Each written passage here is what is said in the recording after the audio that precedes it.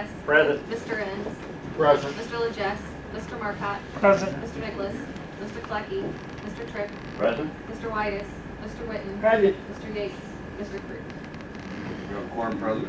Any public comment? Seeing no public comment. Approval of the minutes from July 15th. The trustees had an opportunity to review. Motion to approve by Mr. Hess, second by Mr. Whitman. Any questions, comments, deletions, changes? Any stuff? Seeing none, all those in favor signify by saying aye. Aye. All same sign. Mr. Gessner.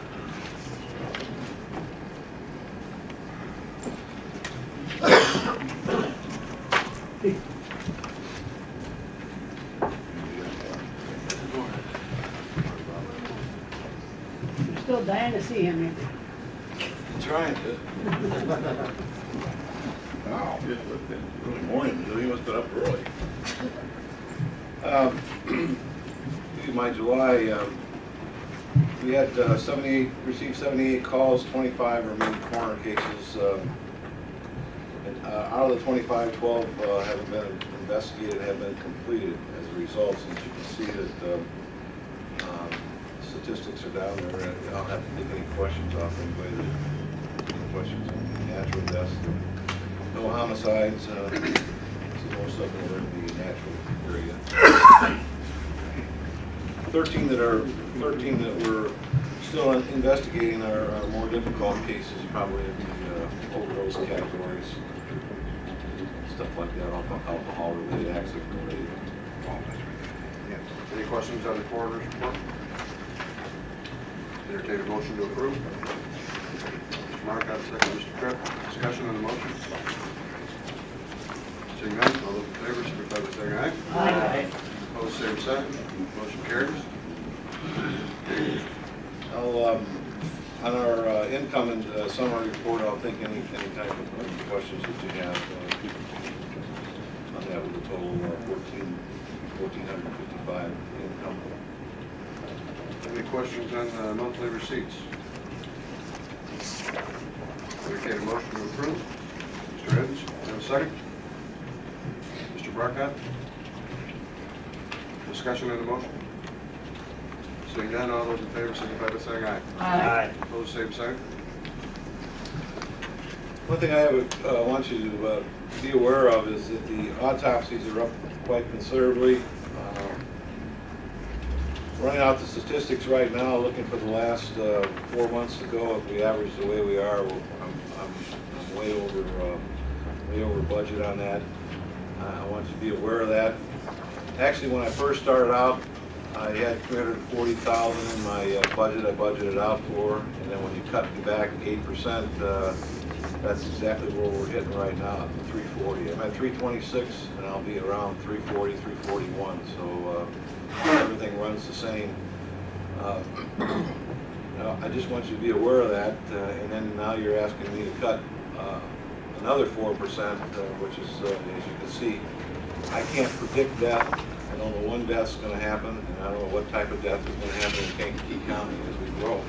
So I just want you to be aware of that we're right now looking roughly around 18,000 to 19,000 over my budget right now. So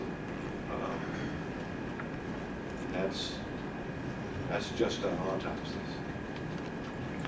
And one of the things that I've gone back and looked at is when we got our new building, my budget stayed the same. You realize that I have another building.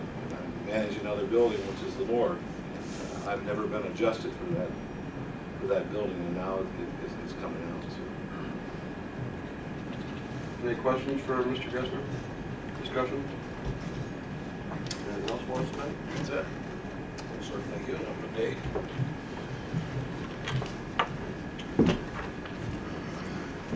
Chief Judge doesn't No, seem to be here. We'll move on to the public defender.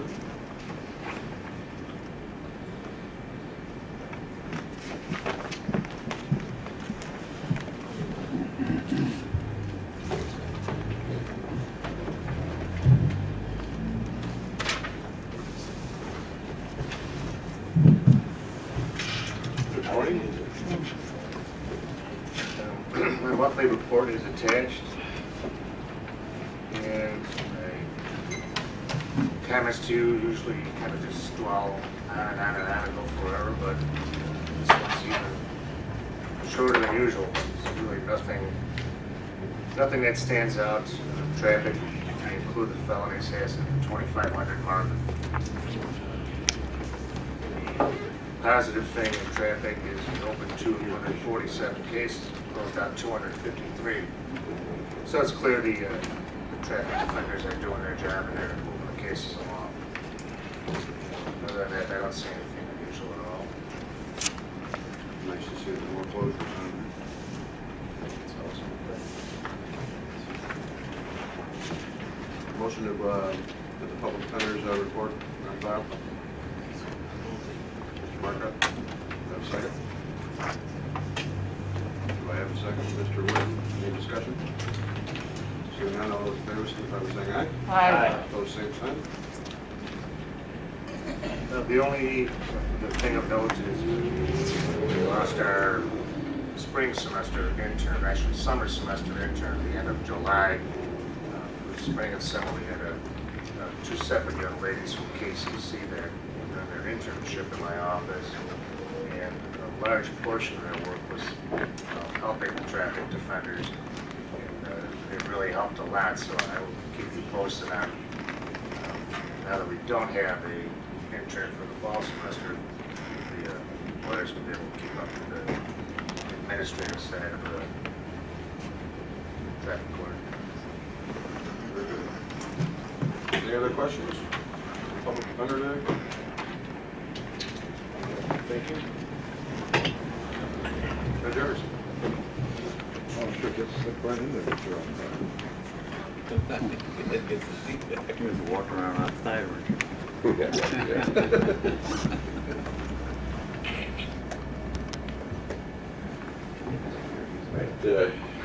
morning, Cal. Good morning. Morning.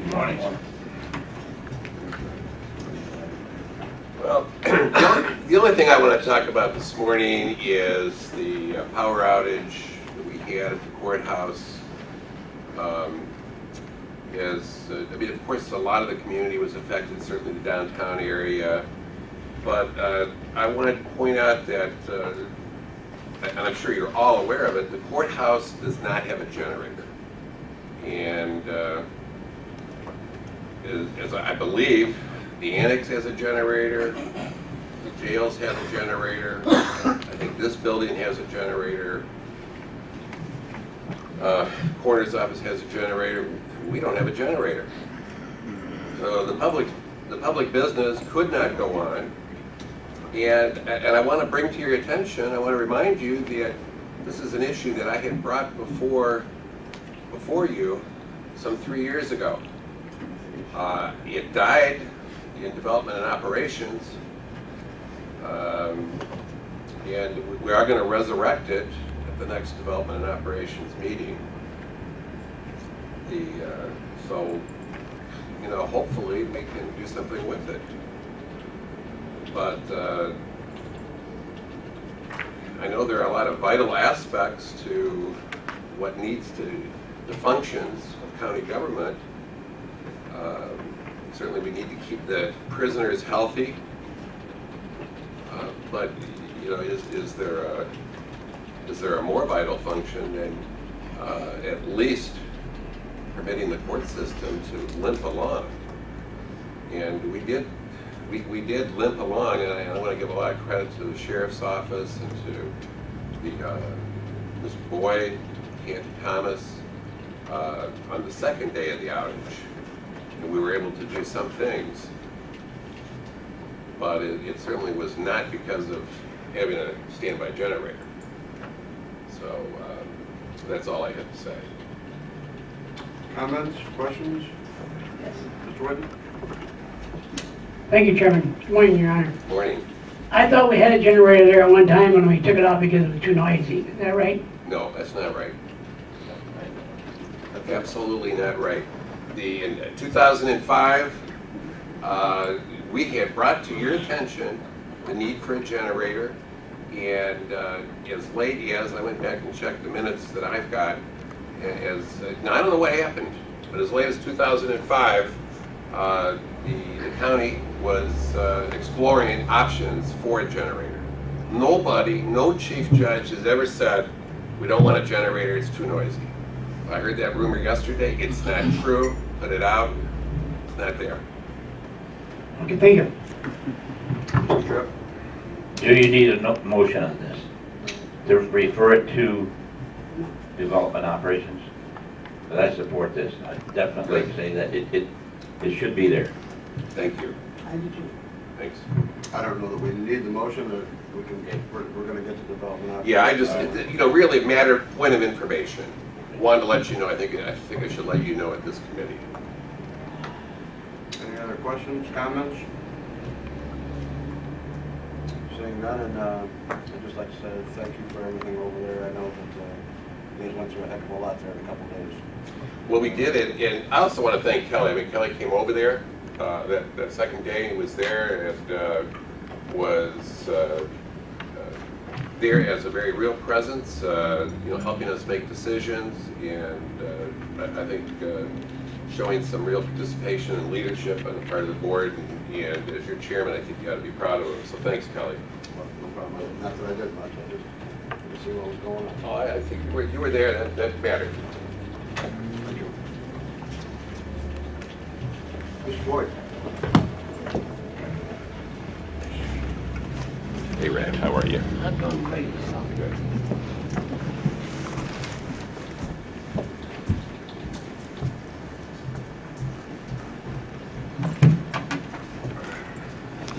Good morning, everyone. You should have the grand jury report. I'll answer any questions, although I don't imagine there are any.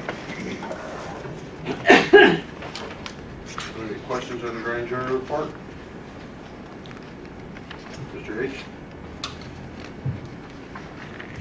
Good morning, everyone. I've been wrestling with a concern. Drug paraphernalia. Yes. I raised this question before, and I need to know when, at what point, is something that can be purchased in a store legally, when does it become illegal? I mean, When does it become illegal? if I can get just a working definition of what drug paraphernalia truly is, and at what point does something bought in a store become illegal? It becomes illegal when it's either used for the ingestion of narcotics, or there is sufficient evidence to show the intention to use it for the ingestion of narcotics. If you take, for instance, the pipes that are designed in such a fashion that they would be insufficient for the smoking of tobacco because of the screening that's placed in them, specifically designed for the ingestion of something like crack cocaine, if that is recovered at the same time that we recover crack cocaine from the individual, we will likely charge him with possession of drug paraphernalia as well, and show the correlation by circumstantial evidence that the pipe he had, while it may have been purchased legally as a knick-knack or whatever else he wants to claim, it was clearly there for the use of the ingestion of illegal narcotics. It is at best a circumstantial evidence type of case unless there is a sufficient amount of residue in the paraphernalia to show that it has been used for the ingestion of either marijuana, crack cocaine, or some other narcotic substance that they've chosen to smoke. There was a time when the tools that were used to ingest crack cocaine were well known. I mean, everybody was using the same sort of thing. So if they had those things on them, even without testing, and I'm not talking about actual pipes pre-manufactured, which I think is where you're going, but there are certain items that if an individual had, we knew they were, well, the sheriffs, the police departments would know, those are the items you would use for the ingestion of crack cocaine or to smoke marijuana. And that's basically when it becomes drug paraphernalia. A lot of pressure has been brought to bear on certain retailers for selling items that we well know are going to be used for ingesting narcotics, and generally when we put enough pressure on them, they will voluntarily stop the sale of those items. And I shouldn't say we, I'm not putting pressure on them. People like the sheriff, Chief Kankakee, the representatives of KMEGS and Project Safe Neighborhoods.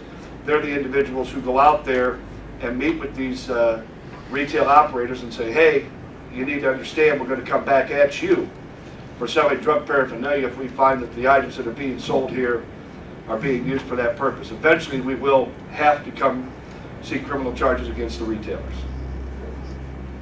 So that's the idea on drug paraphernalia. It's a very, I think the phrase I like to use, it's a very nebulous idea. It sort of moves with the people that are using the items. Thanks, sir. Sir. Any other questions on the grand jury report? I'd entertain a motion to put the grand jury report on file. Mr. Hess, second Mr. Ennis, discussion on the motion. Seeing none, all those in favor signify by saying aye. Aye. Opposed, same sign, motion carried. Generally, after my report, I've got two quick things I want to talk to you about. The first one is the power outage situation. You should all know that the people involved did a great job. Kelly, the chief judge, the sheriff. In my short tenure as the state's attorney, this is the second time we've closed the courthouse. Once due to a snowstorm and once due to a power outage. That led my office to begin the preparation of the protocol on what to do when the building's going to be closed. I'll be honest with you, I never anticipated the closure of our offices due to these type of events, but particularly without a generator in the storm situation, it certainly becomes necessary. So we are working out a protocol. I think once it's done, I'm probably going to bring it to this committee just so that you're aware of it and you can review it. For those of you who don't know, that because the courthouse was closed on a Tuesday and a Wednesday, it took quite an effort on the part of my felony staff to be ready for grand jury on Thursday, because those are the days we finalize the documentation of what's to go to grand jury. We only do a grand jury every 2 weeks, and a lot of the people that go to grand jury, there's a constitutional deadline that's been interpreted to be 30 days that we have to get them from arrest to in front of a grand jury so that we can indict them. And had we not been able to do that, had my staff not stepped up and done it, Judge Erickson would have been stuck with about 30 preliminary hearings, which while we would still end up with the same result, it's very taxing on the court system to do preliminary hearings, and we were already 2 days behind, and we wanted to avoid that. The other thing that we've done in my office is we have now effectively done away with all pre-carbonized triplicate forms in our office. Everything we're doing form-wise is computerized and being done on printers. We found that the cost savings is significant, and we are actually working forward toward hopefully getting our laptop computers into the courtrooms with printers to expedite the processing of the forms necessary for the court proceedings, be it the probation forms, the cost orders, bench warrants when somebody doesn't appear, things of that nature. Those all used to be done on triplicate form, and at some point you may want to look at what that cost in the budget, but it was significant to have these pre-printed forms.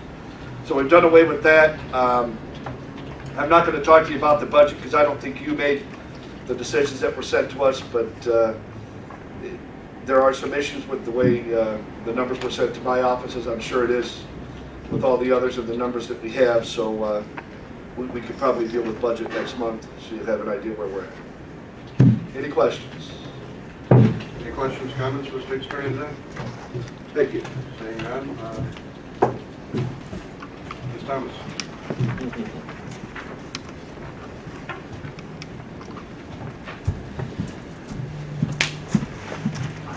Good morning.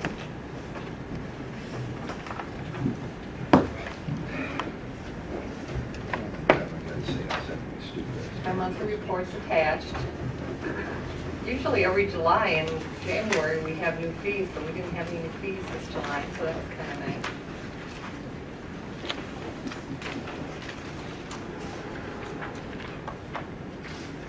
Second report is ready. Motion to approve the monthly report for the Circuit Clerk's Office. Do I have a second? Mr. Marcotte, discussion on the motion? Seeing Hearing none, all those in favor, signify by saying aye. Aye. Opposed, same sign. Well, I'd just like to say a few things about the power outage as well. As you can imagine, those 2 days we had hundreds of people that were supposed to be in court. The first day, I believe we told them to come back at 1:30, but then we weren't able to open at 1:30 either. And the next day we were closed, although we did let the defendants come into the courthouse and go to traffic court and at least get a new court date. Jamie went in and the judge was there, and we at least gave people some new court dates. That had a huge impact on my office because we had hundreds and hundreds of people that we had to notify that they now have a new court date. And of course, we had our phones rang all day Tuesday and Wednesday. We couldn't answer them fast enough. And then of course, once we did finally open, everybody was calling, wanting to know what happened, you know, so what was going to happen with their cases from Tuesday and Wednesday. So it had a huge impact on my office, and it's a lot of work to try to get all of those notifications sent out while you're trying to do your normal business as well. So a generator would be great if we could have continued having court those days. We also had people who came from out of town, out of state, to go to maybe have a contested hearing those afternoons, things like that. So it made it very, very difficult to close all the courts. I'd also like to say a little bit about my budget that was sent to me. My employees are union, and they're just, I have a large office. Just the raises alone for my office are around $60,000 for next year. We're kind of bare bones now. My chief deputy and I work a lot of hours. We work evenings and we work weekends as well. So I really don't know how we can pick up the slack if I have to let some people go. But there was a time, actually between 1993 and 2002, excuse me, 93 to 2002, I took a look at revenue and expenses for my office, and starting in 1993 through 2002, there was less revenue going into general fund from my office than actually the expenses were to run my office. I kind of made up my goal at that time to become self-sufficient. I worked very hard with my Circuit Clerks Association to get the Circuit Clerks fee statute changed. And I'm proud to say since 2003, when the new fees went into effect, that my office now puts more money into the general fund than it takes to run my office. Last year, the excess was about $300,000. So when it comes time to determine the new budget for next year, I would like that taken into account, that my office is bare bones right now, and I do put in more money into general funds. My office is self-sufficient. I'd like that taken into consideration when it comes time to determine when the budget cuts are going to be. Any questions, comments, Mr. Clerk today? That's good. Mr. Hancock?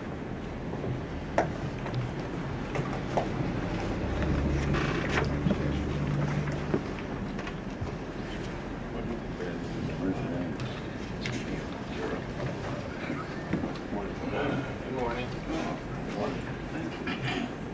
I don't have anything formal on the agenda, but I thought I'd at least bring your attention to an article. Some of you may or may not seen an article in the paper last week regarding GPS monitoring of domestic violence cases. And if you did read that, evidently Governor Blagojevich signed into law a bill mandating that these people be put on a GPS monitoring system. And it was mentioned in the article that probation was probably going to be the recipient of these responsibilities. First off, as we all know, this is another mandate by the state which provides no funding whatever for us at the local level. The other thing is that they use some language in the in the statute regarding setting up some type of policy, standards, and protocols, and gave no direction as to whether we're supposed to do that, the administrative office is supposed to do that, or if we're supposed to do that, I believe, at the local level. They also mandate and said in their language, to the extent that we're going to be required to set up some type of a system with some agency that provides GPS monitoring, that provides some type of a response for the victim, as well as a response from the agency to notify the victim that the offender may or may not be in the area. A mandate by the state, I have no idea how we're going to be of any assistance in that. If that monitor goes off, they're going to call a probation officer to respond to that. This thing has caused more questions for us than people even thought through down in Springfield. First response probably should be a 911 call, I would expect. They have no mention of that. If they call us, we probably would have to call 911. And then probably the policing agency in the geographic area will be the ones that have to be the first responders. So I don't see the connection between probation and us monitoring the violations that may or may not occur. That being said, the incident that they made paramount significance in the paper was a lady that was killed by her boyfriend, as I understand it. She had left work and she was in the parking lot. The guy walked up to her and killed her. I don't think a GPS monitoring system is going to stop that. But, you know, had he been on a device, maybe it would have notified somebody that he was in the area. And I don't know what the parameters are with regards to areas, but they can set parameters on these GPS things to say that you can't be within a certain range. The other thing is that we've been directed to provide evidence-based practices with regards to our format and our procedures with regards to probation. And this is strictly, as I see it, a law enforcement issue. And in addition to that, the language doesn't provide that these people even be assessed. And we feel that there should be some type of an assessment to determine whether, in fact, this person should just be put on or not. So I don't know what the judiciary and the state's attorney's office and this is, how this is going to play out. But it's, as I read the language, it said something about a $200 fee, 10% to go to the circuit clerks and the rest of the money to go back to Springfield to be put in the domestic violence fund of some sort. And I don't know if there's an additional fee that we can add on for these people to be monitored. Yeah. So there's a lot of questions that we have and we don't know where it's going, but there's another mandate headed our way. And I just thought I'd bring your attention to it. That's all I have. So your association is not supporting it. Well, it's whether we can't not support it or support it. We're stuck with it. It sounds like by the way the law was written. The other thing is that I've had a couple phone calls just this week, and we understand that some of the people in the administrative office are doing some research with regards to a few counties that may have GPS tracking devices to see what they're doing. And I don't know if they're instrumental in setting up the procedures and the protocols and standards for this. Some of us seem to think that this should be a statewide policy. Some of us think that maybe the state should get involved and do a statewide bid so that we can lower the costs and utilize maybe one agency instead of me having one agency, Will County having another, and Iroquois County having another, and then when these cases are transferred, you're going from one system to another. So again, we've got a lot of questions that are coming up with this, but just to let you know. Wouldn't this involve, you'd have to have two GPSs, right? You'd have to have one on the victim, so you know where they're at, and then you'd have to have one on the other person. That's the way the language reads, that they want to have some type of a signal device on the victim so that they can be notified that the offender may or may be in the area. So we're talking the cost of two devices. Well, I'm not sure how the costs are going to break out. Just so you know, we are running a kind of a pilot program in Iroquois County in our probation and sheriff's department down there. It costs us $8.35 a unit, and actually the 35 cents is an insurance cost. So people take these devices off and throw them in the river. I mean, you just don't know what's going to happen, but I'm not sure where the cost factor is going to come. You're going to need enough units available based on the court orders that are going to follow through to, you know, monitor the people that the judges or the courts are putting on. So we see this as a huge financial impact with absolutely no money for any help at all. Any questions, comments, Mr. Yates? Jim, this is more a question probably for the state attorney's office. At what point is a person involved in a domestic violence case, are they authorized to carry weapons at all? No. That's not the case. Is that once officially charged or convicted, generally? Well, under the law, once convicted or even found guilty and placed on a form of probation or supervision, they cannot carry a weapon. The general procedure is that once they are placed on bond after having been charged, they're not allowed to carry a weapon either. So once they've been arrested, their opportunity to carry a weapon legally is nil unless they are successful in defeating the charge. The state police are notified their FOID card is pulled, and their name's put in the system that they are,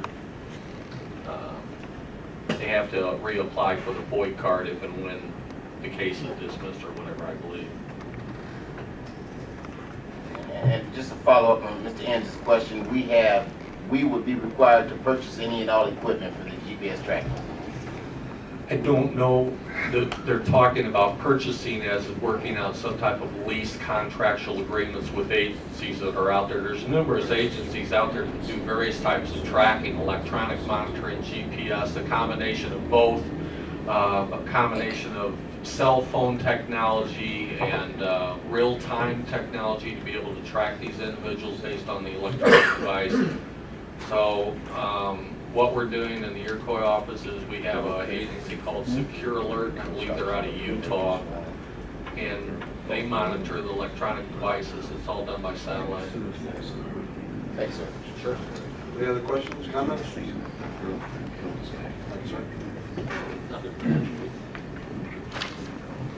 Sheriff Bukowski.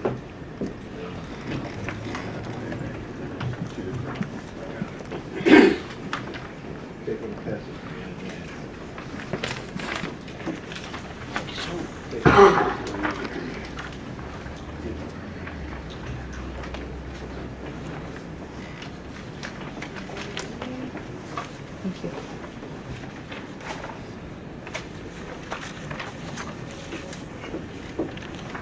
Come on, tree.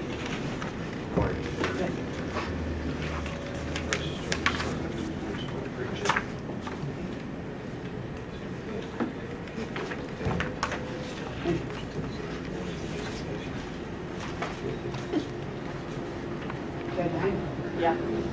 Keep it too. Thank you.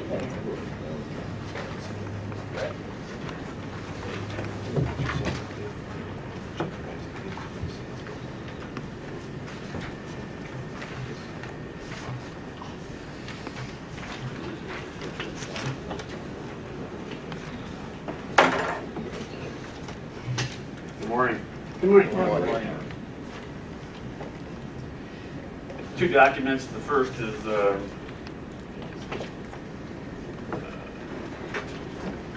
talks about the inmate census. Pretty standard form. I think you're all familiar with it.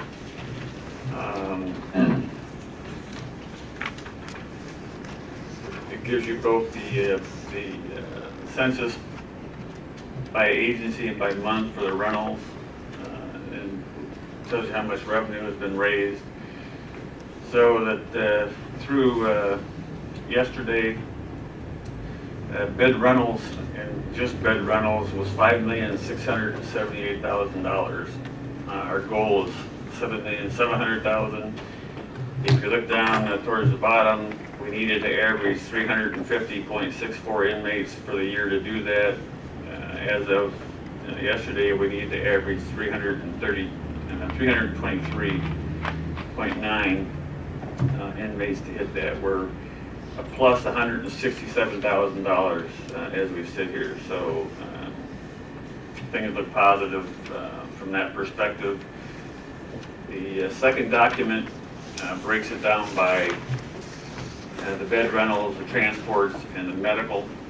And so you can see that just through the end of July, we had raised $5,427,000.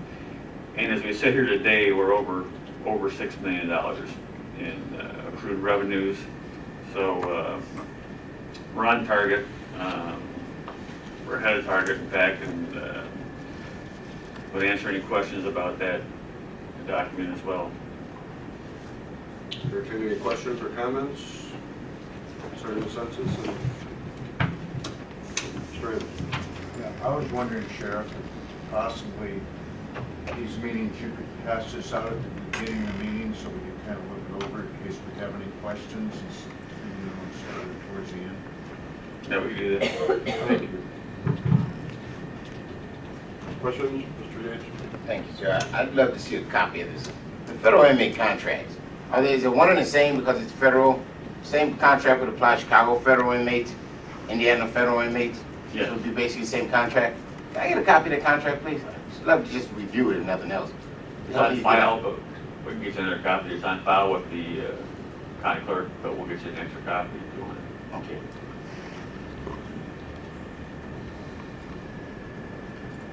Any other questions, comments? Thanks, sir.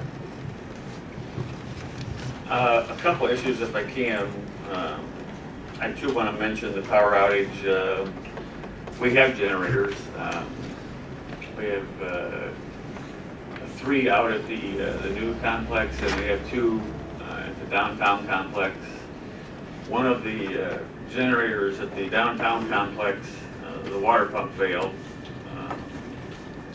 and it was towards evening, and we had to make a decision whether to evacuate inmates or not. You got to realize that when the generator goes off, there are no lights. We have emergency power on batteries that lasted for about 2 hours, and they were gone. There's no air conditioning and no air movement. It was a dangerous situation to evacuate. We can't use the elevator. We had to use the stairwell. The stairwells have no lights whatsoever. The windows. So we worked well into the night and evacuated 180 inmates out of the downtown facility and moved them out to the Jerome Combs facility. And I want to commend our staff who did a really great job, and the city police who came in to help us. We had talked with ComEd, and they told us that they didn't foresee it being corrected. It took them until about 3 o'clock the next day to get the generator repaired. So they brought a new generator or a new water pump down, and it didn't work either until they got it up. It had a leak. So it was a tough situation. We had I talked to the Mr. McLaren, who was the acting chairman in the absence of Mr. Cruz, who was on vacation. And in total, we had some overtime costs as we had to pull people in. We had people sleeping in gymnasiums and people sleeping in classrooms, and had to activate our tactical team.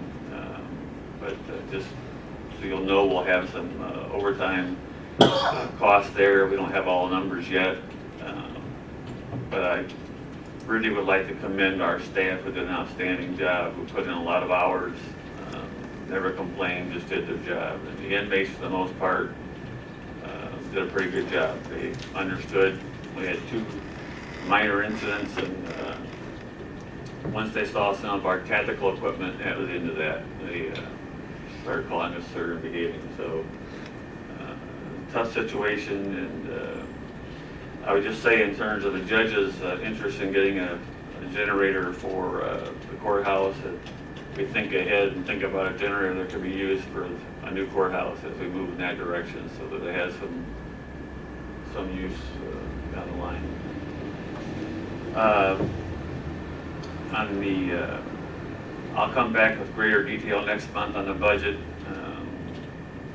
Some concerns that I have are that, this board passed the motion that the sheriff continue to provide the additional police services for Pembroke, Senator Terrace, and Hopkins Park, and also for the additional officer in the annex. But with the exception of the money from the annex, we weren't giving any extra money. And so when you cut our budget, which is what you've done, our budget that was frozen this year is frozen again next year. In fact, next year is being cut $160,000 in the sheriff's line item alone, plus they get about a 7% increase each of those years. So we're going to be about 20% in the hole. And so, talking to my staff, we're going to have people who retire. It's going to help somewhat through attrition. But we're going to cut some positions. We're not going to patrol some of those areas that you've mandated that we patrol unless you give us the money. So we're in the schools aren't giving us 100%, so we're going to cut back there, but if we don't get the money for it, we're cutting back. And so we'll come back with greater detail with you next month, but it's pretty much just a simple supply and demand. If you don't give us the money, we can't provide the things that you apparently thought were important, that you asked us to do. So I don't think anybody got hurt financially in terms of the dollar amount that we did, but all of us on a percentage basis are all getting hurt. And as Kathy said, well, you can only do so much. We've cut and we've cut. There's nothing left to cut. So now it's down to personnel. This year we cut river patrol. So you can forget that for next year. There won't be any river patrol. So there'll be more and more things like that people anticipate. We've gone out and done seatbelt installations to show new parents how to put those into their car. We'll be stopping those kind of what I call contributions to the community that won't be there. As we start school today, we do ride-alongs typically with officers in the school buses and in unmarked cars. We'll be doing less and less of that because we don't have the resources. And so as I said, we'll come back next month and give you a detailed breakdown of what we're going to have to cut, so you know what the impact is of the dollar amount that you're taking away. Because just on the sheriff's budget alone, you're cutting $159,000, not counting their salary increases. So, any questions? Questions, comments? Mr. H? Sheriff, you said that money was provided for the annex, but not to provide patrols in the other areas. That money came from where, and what would be the distinction between funds for that and why the others weren't funded? There's a court security fund for each person that goes into the courthouse is assessed a fee.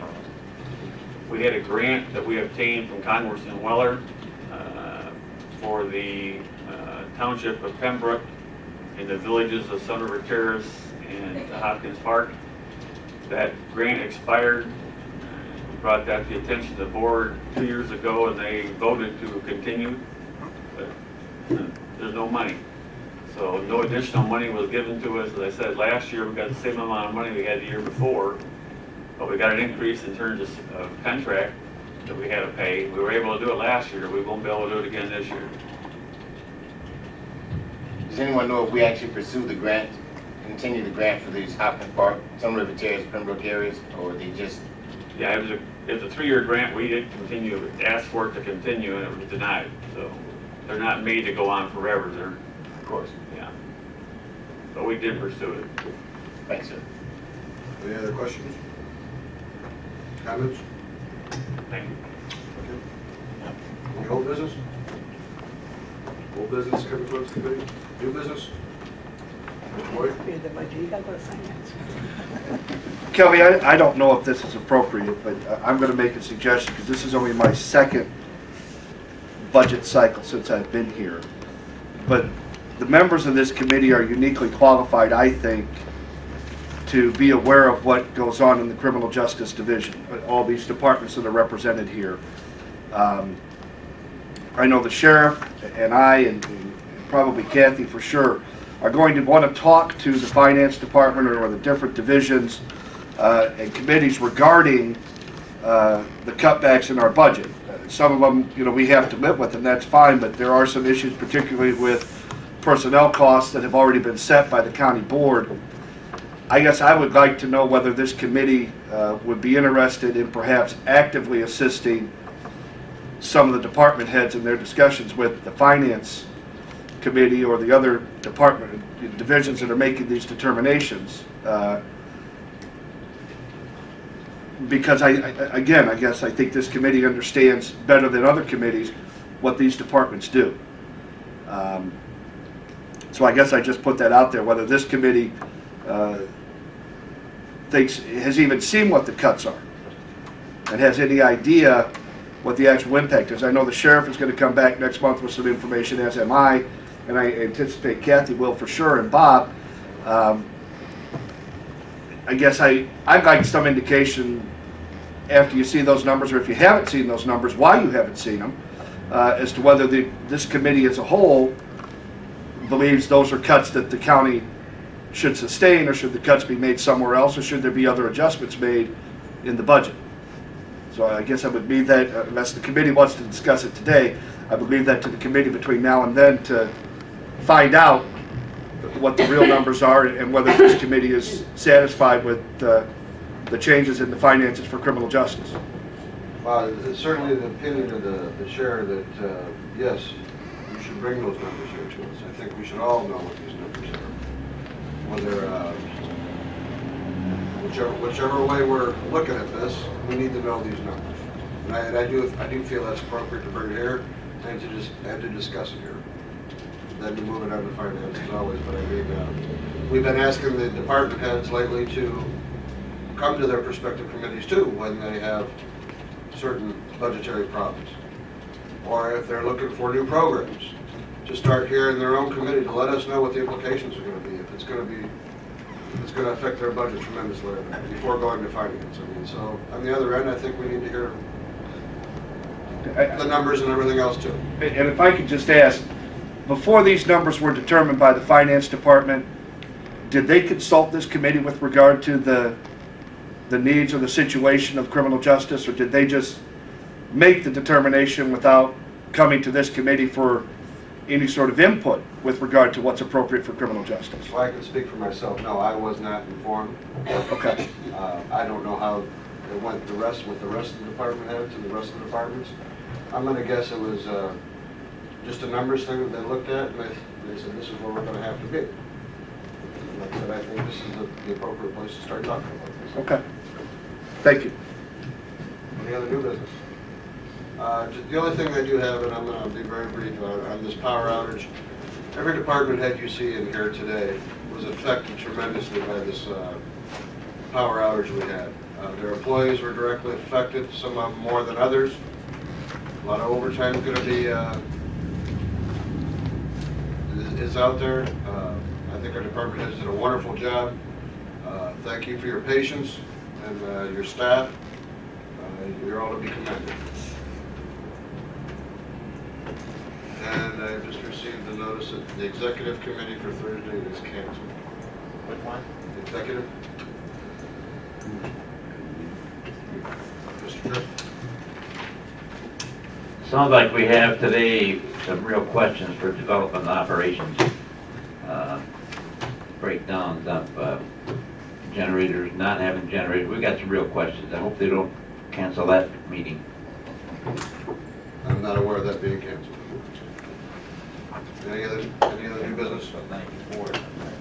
Motion to adjourn? Mr. Marcotte?